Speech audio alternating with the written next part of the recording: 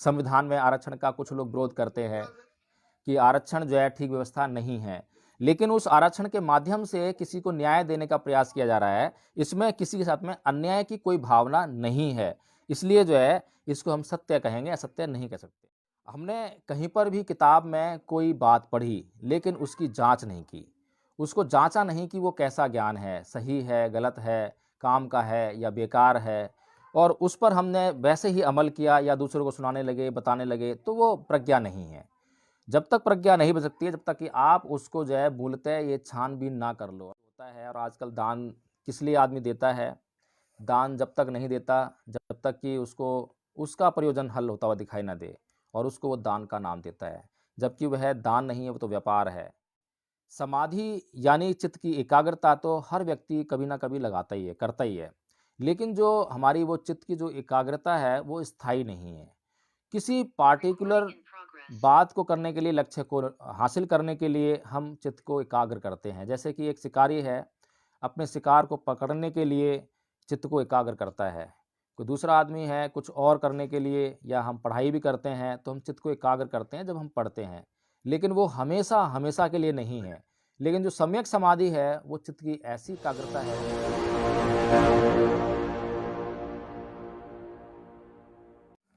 इसके बाद जो है सम्मासती है, जिसकी चर्चा बहुत बार करते हैं कि हर पल जागरूक रहना, और जागरूक रहकर उसको काम को करना, उसको सोचना। जैसे कि हमें कई बार अपने बच्चों को डांटना पड़ता है, डपटना पड़ता है, लेकिन जो लोग जागरूक हुए बगैर बच्चों को डांटते हैं, डपटते हैं, तो वहाँ बच्चों को चोट आ जाती है। लेकिन जहाँ पर हम जागरूक रहते हैं, तो ठीक-ठीक देख पाते हैं कि कितना डाँटना है, कितना पीटना है। अगर जागरूक हैं, तो वहाँ पर नुकसान नहीं होगा। लेकिन जब बेहोशी हो जाती है, जब जागरूकता समाप्त हो जाती है, बेहोशी छाने लगती है, और उसके अंतर्गत कोई कार्य किया जाता है, तो हम देखेंगे उसके परिणाम जो है दुष्परिणाम में बदल जाते हैं। इस प्रकार से ये जो सम्यक समाधि है, अंतिम अंग जो है, और उसके मार्ग में जो बाधा बताई गई है, वो है 5 बाधाएँ: लोभ, द्वेष, आलस्य, विचिकित्सा और अनिश्चय। ये जो बाधाएँ हैं, इनको जो है जीतना, इनको समझ लेना कि ये बाधाएँ आने वाली हैं, और जब ये बाधाएँ आएँगी, तो मुझे क्या करना है, पहले से उसकी तैयारी कर लेना, तो ये बाधाओं से भी निपटा जा सकता है। इसके अलावा जो अंतिम अंग है, वो है सम्यक समाधि। सम्यक समाधि और समाधि में बहुत बड़ा अंतर है।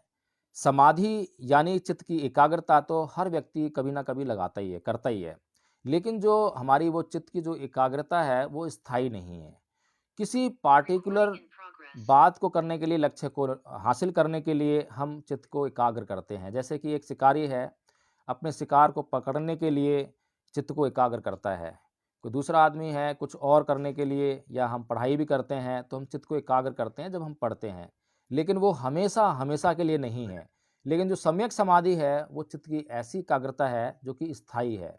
तो यहाँ पर जो है इस प्रकार से जो ये आठों अंग हैं, अगर हम इनकी बात करें और सोचें कि कौन-सा पहले है और कौन-सा बाद में है, हालाँकि एक क्रम यहाँ पे दिया हुआ है, लेकिन प्रत्येक अंग को करने के लिए, प्रत्येक अंग में आपको प्रयास करने के लिए किसी न किसी दूसरे अंग की आवश्यकता होती है। जैसे कि सम्मा दिट्ठी और सम्मा समाधि, ये दोनों जो हैं 2 छोरों की बात हैं। एक पहला है तो एक अंतिम है। सम्मा दिट्ठी बिना सम्यक समाधि के प्राप्त नहीं हो सकती, और सम्यक समाधि में जाने के लिए आपको सम्मा दिट्ठी की आवश्यकता पड़ेगी। एक दूसरे के पूरक हैं। इसी प्रकार से जो है, जो आठों अंग हैं, वो लगातार एक साथ काम करेंगे, तभी आप जो है आर्य अष्टांगिक मार्ग का पालन कर पाएँगे और अपने लक्ष्य तक पहुँच पाएँगे। इसके अलावा जो है, ये अगला जो पाठ है, इसमें 10 शीलों की बात कही गई है, और 10 शील में दान, जिसको कि हम जानते हैं कि दान का मतलब ये होता है, और आजकल दान किस लिए आदमी देता है? दान जब तक नहीं देता, जब तक कि उसको उसका प्रयोजन हल होता हुआ दिखाई ना दे, और उसको वो दान का नाम देता है। जबकि वह दान नहीं है, वो तो व्यापार है, कि किसी प्रयोजन को हल करने के लिए वह दान दे रहा है। दान देने के बाद दानकर्ता का उस पर कुछ भी शेष नहीं रहना चाहिए, कोई उसकी इच्छा नहीं रहनी चाहिए। अगर ऐसा होता है कि दान देने के बाद वह उसको बिल्कुल पूरी तरह से भूल जाता है, उसका कुछ भी अपने पास नहीं रखता है, तो वह दान की जो ये पारमिता है, इसके अंतर्गत आएगा। और दान देते समय ये नहीं सोचा जाता कि किसको दान दे रहे हैं, क्या दान दे रहे हैं। किसी ने आपसे जो है यह पुकार की कि उसे कुछ आवश्यकता है, तो उसकी आवश्यकता के अनुरूप आपने उसकी पूर्ति बिना सोचे समझे कर दी, आपके पास जो भी था उसकी आवश्यकता में लगा दिया, ये दान की कैटेगरी में आता है। इसी प्रकार से जो सील है, सील हमने देखा कि 5 सील हैं और उसके बाद 8 सील हैं, 10 सील हैं, कुल 227 नियम हैं भिक्षुओं के लिए, 311 हैं भिक्षुणियों के लिए। ये सभी जो नियम हैं, ये सील के अंतर्गत आएंगे। जो सांसारिक काम भोग हैं, यानी कि जो विषय हैं, जो हमारी इंद्रियां हैं, उनसे जो कनेक्टेड जो विषय हैं, उनके प्रति सचेत रहना और समता के भाव में रहना। जो हमारी इंद्रियां हैं, वो हमें समझ में आता है कि वेदना का कारण बनती हैं, वेदना उत्पन्न करती हैं। उसमें सुख वेदना, दुख वेदना और ना सुख ना दुख वेदना की अनुभूति होती है हमें। तो उस समय जो है हम समता में अगर स्थित रहते हैं, तो वो नैष्कर्म्य या नैष्कर्म्य की जो श्रेणी में आएगा। प्रज्ञा यानी कि मूल ज्ञान, ऐसा ज्ञान जो कि आपने खुद खोजा हो, जिसका आप का उस पर अधिकार हो। ये जो प्रज्ञा होती है, ये 3 प्रकार की होती है: सुतमयी प्रज्ञा, चिंतनमयी प्रज्ञा और भावनामयी प्रज्ञा। तो ये जो सुतमयी प्रज्ञा, जैसा हम जानते हैं, किसी से सुन लिया ज्ञान या कहीं पढ़ लिया ज्ञान, और चिंतनमय प्रज्ञा जो सुन लिया है, पढ़ लिया है, उस पर चिंतन मनन कर लिया है।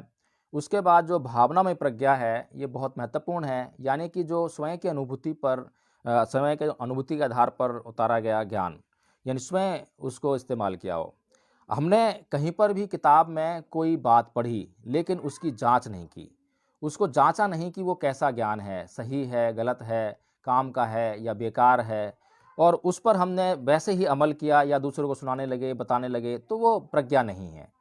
जब तक प्रज्ञा नहीं बन सकती है, जब तक कि आप उसको जो है मूलतः ये छानबीन ना कर लो। और आज हमारा समाज जो है इसका शिकार है कि उसके भीतर प्रज्ञा का अभाव है, प्रज्ञा उत्पन्न ही नहीं हो रही है। प्रज्ञा उत्पन्न नहीं हो रही है तो वो जो है समझ नहीं पा रहा है, लेकिन प्रज्ञा उत्पन्न करने के लिए बड़ी मेहनत लगती है, जांच करनी पड़ती है, लेबोरेटरी जाना पड़ता है, किताबें पढ़नी पड़ती हैं। अब इतनी जांच का जोखिम कौन उठाए, इसीलिए जो है मान लेने की व्यवस्था में आदमी पड़ जाता है और हमारा समाज फंसा हुआ है।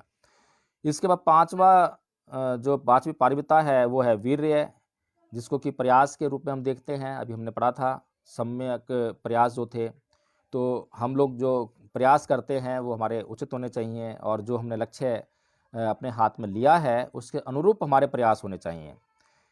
तीसरा है खंति शांति, यानी कि क्षमा। आपके अंदर जो है हमेशा क्षमा करने का भाव रहना चाहिए। यदि आप अहिंसा का पालन करना चाहते हैं, आप चाहते हैं कि वास्तव में अहिंसा का पालन आप कर सकें, तो आपको जो है दूसरों को क्षमा करने का जो जितना भी बल है आपके अंदर होना चाहिए, हर स्थिति में क्षमा करने का। आप इफ्स एंड बट्स नहीं कर सकते कि नहीं नहीं उसने ये गलत काम किया था इसलिए मैं उसे क्षमा नहीं कर सकता, ऐसा नहीं है। आपको प्रत्येक कर्म के लिए दूसरों को क्षमा करना पड़ेगा, वहाँ पर कोई भी क्वेश्चन मार्क नहीं है। इसके बाद सत्य, हम सभी समझते ही हैं कि सत्य क्या है, जो कि न्यायिक है, वो सत्य है। सत्य कई बार जो दिखाई देता है वो सत्य नहीं होता है, लेकिन जो अल्टीमेट आपका जो परिणाम है, आखिरी परिणाम जो है, वो न्यायिक होना चाहिए। अगर जो आखिरी परिणाम है वो न्यायिक है तो वो सत्य है। बीच में क्या हुआ, कितना असत्य हुआ, क्या, अगर बीच में आप कहते हैं कि मैंने असत्य बोला उसके बाद मैंने न्याय को पा लिया, तो वो संभव नहीं है। बीच में आपने असत्य बोला और आपने अंत में जो है न्याय को पा लिया, तो वो जो असत्य बोला था वो असत्य नहीं था, उसकी भावनाएं असत्य की नहीं थी। तो इस प्रकार से जो है ये सत्य को समझना हमें बहुत ज़रूरी है कि सत्य क्या है। सत्य हमेशा जो है जैसा दिखाई देता है वैसा नहीं होता है, उसकी भावना और उसके परिणामों पर डिपेंड करता है कि हम अल्टीमेटली क्या करना चाह रहे हैं। कई बार हमें जो है कुटिलता का प्रयोग करना पड़ता है किसी की भलाई करने के लिए। अब जिस कुटिलता का हमने प्रयोग किया है, कई बार वो दूसरों को ऐसा लगेगा कि ये तो गलत हुआ। जैसे कि संविधान में आरक्षण का कुछ लोग विरोध करते हैं कि आरक्षण जो है ठीक व्यवस्था नहीं है, लेकिन उस आरक्षण के माध्यम से किसी को न्याय देने का प्रयास किया जा रहा है, इसमें किसी के साथ में अन्याय की कोई भावना नहीं है। इसलिए जो है इसको हम सत्य कहेंगे, असत्य नहीं कह सकते हैं। 8वां अंग है अधिष्ठान यानी अधिष्ठान। अधिष्ठान एक ऐसा संकल्प जिसको ले लिया तो उसके बाद उसके पीछे मुड़कर नहीं देखना। उसको जब तक प्राप्त ना कर ले, जो लक्ष्य निर्धारित किया है, जब तक उस लक्ष्य को प्राप्त ना कर ले, तब तक वहाँ से अविचल रहना, अस्थिर रहना, बिल्कुल भी ना हिलना। जैसा कि भगवान बुद्ध ने अंत में एक संकल्प लिया था कि चाहे मेरा रक्त सूख जाए, चाहे मेरी हड्डियाँ गल जाएँ, चाहे मेरा जो कुछ भी हो जाए, लेकिन अब मैं इस स्थिति से जब तक नहीं उठूँगा, जब तक कि मुझे संपूर्ण ज्ञान प्राप्त नहीं होता है। और उन्होंने ऐसे उस संकल्प पे कार्य किया और उस ज्ञान को प्राप्त कर ही लिया। इसके बाद मैत्री, ये जो मैत्री है, जिसे पाली में मेता कहते हैं, ये बहुत इम्पोर्टेंट है। अगर आपने अपने जीवन से अहिंसा का नाश करना है और सभी लोगों को अपना मित्र बनाना है, तो आपको जो है चाहिए कि आप जो है मित्रता का भाव सबके लिए रखें। और मित्रता का भाव रखने के लिए सबके लिए कल्याण की भावना अपने भीतर समाहित करनी पड़ेगी। और ऐसी कल्याण की भावना जिसमें कोई इफ्स एंड बट्स नहीं है कि उसने मेरा वो नुकसान किया था, इसलिए मैं उसके प्रति तो नहीं करूँगा, उसके प्रति तो नहीं करूँगा, इसके प्रति करूँगा, ये ठीक लगता है मुझे, ये अच्छा लगता है। ऐसा नहीं होता है। आपने समान रूप से समता में रहकर सबके प्रति समान रूप से कल्याण की भावना अपने अंदर लेकर आनी है। किसी का भी जरा-सा भी लेस मात्र भी अकल्याण ना हो जाए आपके द्वारा, ऐसी भावना अपने लेके आनी होती है। और यही एकमात्र ऐसा सील है या फिर ये जो बात है, जिससे कि आप अपने दुश्मनों पर विजय हासिल कर सकते हैं।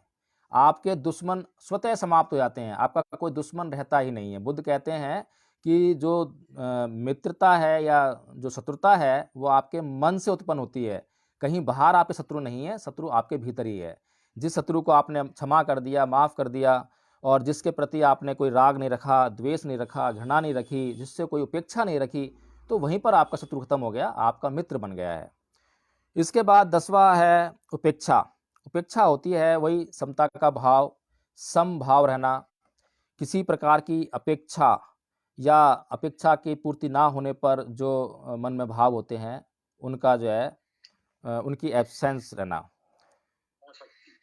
अनासक्ति, बिल्कुल ठीक कहा, अनासक्ति। यानी कि किसी भी जो विषय हैं और जो विषय हैं उनके प्रति जो है किसी प्रकार का जो भाव उत्पन्न होता है, राग का, द्वेष का, ये जो है आपके भीतर ना रहना, उसमें जो है समता के भाव में स्थित हो जाना, वो जो है उपेक्षा है।